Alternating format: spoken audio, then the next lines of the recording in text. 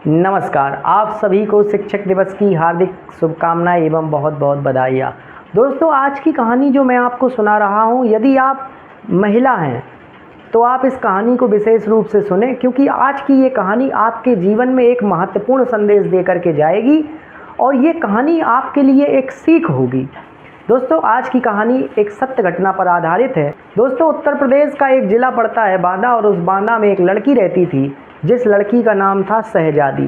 दोस्तों, इस शहजादी के बचपन में एक दुर्घटना घटी थी जिससे कि उसका जो चेहरा था वो चेहरा पूरी तरीके से ख़राब हो गया था। धीरे धीरे वो बड़ी होती है, लेकिन उसका जो चेहरा था वो पूरी तरीके से ख़राब हो चुका था। दोस्तों, होता क्या है, तो एक जगह पर रोटी बैंक थी। रोटी बैंक में वो काम करती थी। रोटी बैंक से हमारा मतलब है कि ऐसी जगह जहाँ पर रोटियाँ इकट्ठी की जाती हैं और फिर उन रोटियों को गरीबों में बांट दिया जाता है या ज़रूरतमंदों में बांट दिया जाता है जिन्हें रोटियों की ज़रूरत होती है। तो वो जो शहजादी थी वो रोटी बैंक में काम करती थी। तभी उसकी कुछ दिन पूर्व एक लड़का था फेसबुक से जिसका नाम उजैर था। उस उजैर से उसका फेसबुक के माध्यम से संपर्क होता है, और फेसबुक के माध्यम से जब संपर्क होता है तो वो उसे अपने प्यार के झांसे में फंसा लेता है। और इसके बाद शहजादी को फ़ोन करके कहता है कि तुम आगरा आ जाओ और यहाँ पर हम तुमसे मिलेंगे। दोस्तों, शहजादी आगरा जाती है और आगरा जाने के बाद वो उस शहजादी से शादी कर लेता है। दोस्तों, इसके बाद होता ये है कि वो कहता है कि अच्छा, एक काम करो, तुम्हारा जो चेहरा है ये बहुत ख़राब है, देखने में अच्छा नहीं लगता। एक काम करते हैं कि हम तुमको दुबई ले चलते हैं और दुबई में ये चेहरा तुम्हारा पूरी तरीके से प्लास्टिक सर्जरी करा करके एकदम सुंदर सा शक्ल तुम्हारी बना दी जाएगी। तो शहजादी प्रेम जाल में फंसी हुई थी और उसकी बातों में आ जाती है। जब शहजादी ऐसा करती है तो वो एक दुबई के जो फैज़ दंपति, यानी कि एक दंपति थे जिनमें उन पति का नाम फैज़ था और जो पत्नी थी उसका नाम मुस्लिम नाम कुछ ऐसा ही था, तो हम इस हिसाब से उनको फैज़ दंपत्ति बोल रहे हैं।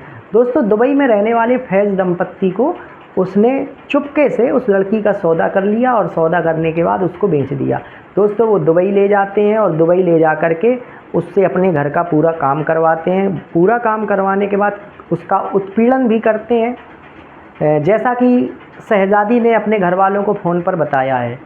इसके बाद दोस्तों, एक दिन होता ये है कि जो फैज़ दंपति थे उनका एक छोटा सा लड़का था। उस छोटे से लड़के की तबीयत ख़राब हो जाती है। तबीयत ख़राब हो जाने के बाद जो फैज़ दंपत्ति थे उन्हें अस्पताल में भर्ती कराते हैं अपने बेटे को, लेकिन अस्पताल में भर्ती कराने के बाद भी उनका बेटा बचता नहीं है और उस बेटे की मृत्यु हो जाती है। दोस्तों, फैज़ दंपत्ति अपने बच्चे की मृत्यु का आरोप पूरा उस शहजादी पर लगा देते हैं और जो दुबई की अदालत है वो शहजादी को 4 माह पूर्व बच्चे की हत्या के जुर्म में फांसी की सज़ा सुना देती है। दोस्तों, शहजादी के माता पिता जो कि बांदा में रहते हैं, उन्होंने ये बताया है कि मेरे पास दुबई से एक फ़ोन आया है। दुबई से फ़ोन आया है, उस दुबई से फ़ोन आने में मुझसे ये कहा गया है कि आपकी बेटी इस जेल में बंद है और 20 सितंबर के बाद उसे किसी भी समय फांसी हो सकती है। फ़िलहाल अभी फांसी नहीं हुई है। दोस्तों, जो शहजादी है उसके माता पिता का रो कर बहुत बुरा हाल है।